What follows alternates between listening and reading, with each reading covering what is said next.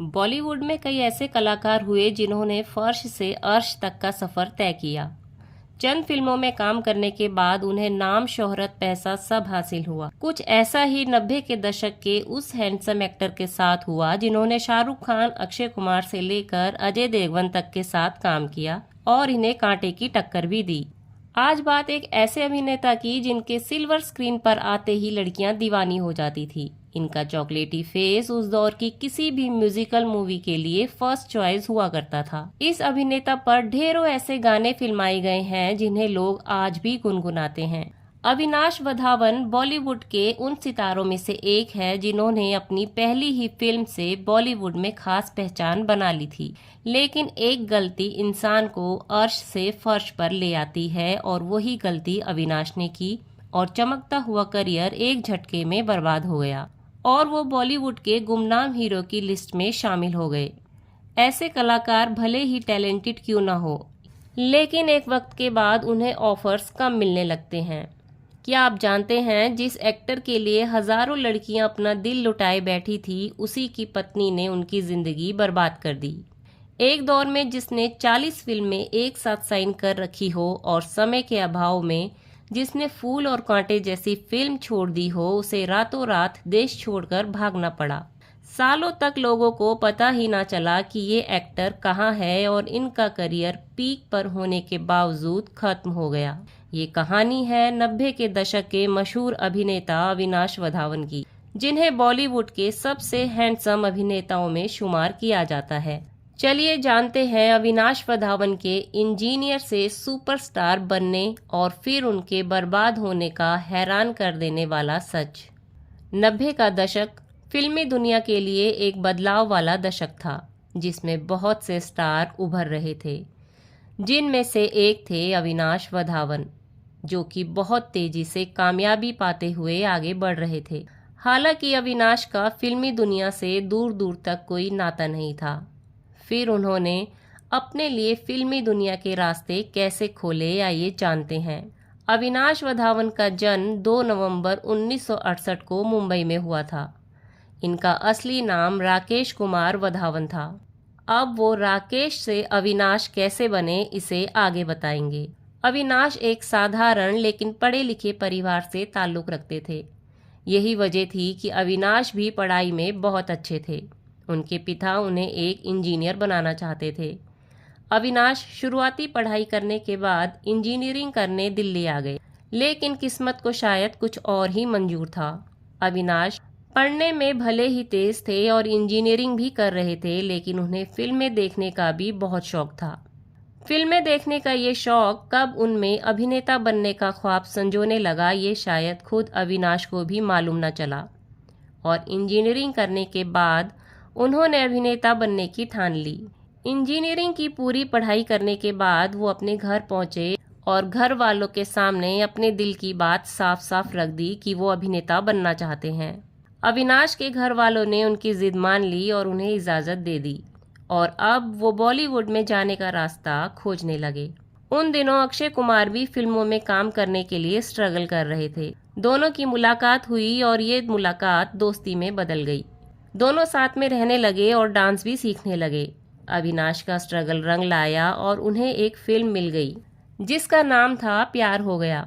हालांकि ये फिल्म कब आई और कब चली गई किसी को पता भी नहीं चला, लेकिन अविनाश को इसका फायदा ये हुआ कि उन्हें धर्मेंद्र और जितेंद्र के साथ इंसाफ की पुकार नाम की एक फिल्म मिल गई। फिल्म हिट रही और अविनाश को ठीक ठाक पहचान मिल गई, लेकिन उनके सुपरस्टार बनने का सपना अभी दूर था। इसी दौरान टी सीरीज के मालिक गुलशन कुमार एक म्यूजिकल रोमांटिक फिल्म बना रहे थे, जिसमें उन्हें सायरा बानो की भतीजी शाहीन के अपोजिट एक खूबसूरत चॉकलेटी हीरो की तलाश थी। अविनाश उन्हें पहली ही नज़र में भा गए। गुलशन कुमार ने उन्हें अपनी फिल्म के लिए साइन कर लिया, लेकिन गुलशन कुमार को उनका नाम राकेश पसंद नहीं आया और उन्होंने इनका नाम अविनाश कर दिया। इस तरह राकेश कुमार वधावन अविनाश वधावन बन गए। फिल्म थी आई मिलन की रात, जो कि साल 1991 में रिलीज हुई थी। इस फिल्म के गानों ने पूरे देश में धूम मचा दी थी। गानों ने ही फिल्म को ब्लॉकबस्टर कर दिया और अविनाश रातों रात सुपरस्टार बन गए। अब अविनाश को बड़े बड़े बैनर की फिल्मों के ऑफर आने लगे।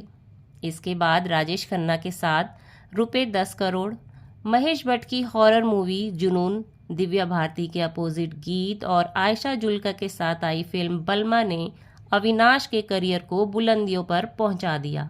इन सभी फिल्मों के हिट होने में इनके संगीत का भी बड़ा योगदान था। अविनाश की फिल्मों के गानों की उस वक्त धूम हुआ करती थी। उस दौर में अविनाश को अब इतनी फिल्में मिल रही थी कि उन्होंने कई बड़ी फिल्मों के ऑफर ठुकरा दिए थे, जिनमें फूल और कांटे जैसी फिल्म भी शामिल थी, जिसने इंडस्ट्री को अजय देवगन जैसा सुपरस्टार दिया। कहते हैं एक समय अविनाश ने 40 फिल्में साइन कर रखी थी। हालांकि इनमें से सिर्फ 17 फिल्में ही रिलीज हुई और बाकी की रिलीज क्यों नहीं हुई ये हम आपको आगे बताते हैं।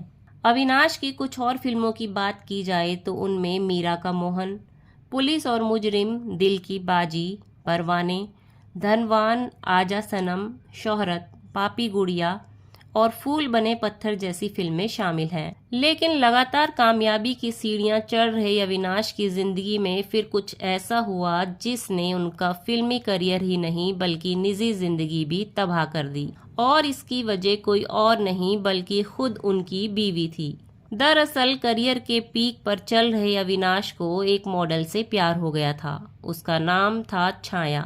उन्होंने शादी कर ली, लेकिन ये शादी कामयाब नहीं हो पाई। आए दिन दोनों में झगड़े होने लगे और ये झगड़े इतने ज्यादा होते कि अविनाश अपने काम पर ध्यान ही नहीं दे पा रहे थे। छाया ने अविनाश की जिंदगी नर्क बना दी थी। अविनाश इतना ज्यादा परेशान रहने लगे कि उन्होंने जो 40 फिल्में साइन की थी उनमें से कई उन्होंने मना कर दी और कई फिल्मों में किसी और हीरो को कास्ट कर लिया गया। अविनाश एक टाइम पर इतना ज्यादा परेशान हो गए कि उन्होंने बॉलीवुड क्या देश को ही छोड़ दिया। वो कभी अमेरिका, कभी कनाडा तो कभी लंदन में रहने लगे। उनके सही ठिकाने का किसी को पता नहीं रहता था। कई सालों तक उनका किसी से कोई संपर्क नहीं रहा। यही वजह रही कि करियर के चरम पर उनका करियर तबाह हो गया। आखिरकार अविनाश को साल 2000 में छाया से छुटकारा मिला, जब कोर्ट ने दोनों का तलाक मंजूर कर लिया। इसके बाद अविनाश फिर एक्टिंग की दुनिया में वापस लौटे,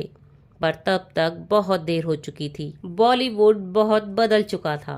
फिर उन्होंने छोटे पर्दे का रुख किया। छोटे पर्दे पर अविनाश ने एहसास, सपना बाबुल का, विदाई, बालिका वधू, डोली अरमानों की, पिया अलबेला और अगर तुम ना होते जैसे धारावाहिकों में काम किया। इसी दौरान अविनाश की जिंदगी में नताशा नाम की सॉफ्टवेयर इंजीनियर आई। दोनों ने साल 2003 में शादी कर ली और 2011 में अविनाश और नताशा एक बेटे के माता पिता बने, जिसका नाम रखा गया सम्राट। आजकल अविनाश छोटे पर्दे के अलावा वेब सीरीज में भी काम कर रहे हैं, लेकिन एक जमाने का सुपरस्टार अब सिर्फ टीवी और वेब सीरीज की दुनिया तक ही सीमित होकर रह गया है। जो भी हुआ, लेकिन अब अविनाश पत्नी नताशा और बेटे सम्राट के साथ एक सुखी जीवन बिता रहे हैं। उनका जीवन ऐसे ही खुशहाल रहे, ऐसी मंगल कामना हम करते हैं।